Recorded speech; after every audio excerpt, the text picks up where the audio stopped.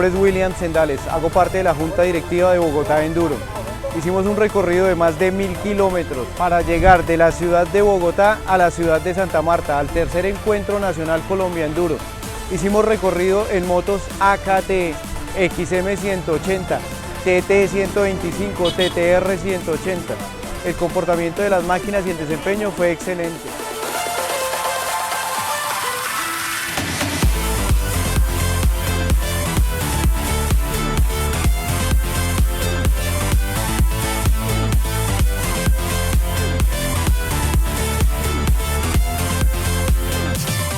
Bueno, nosotros venimos de Barranquilla, somos el club Stream Force Barranquilla.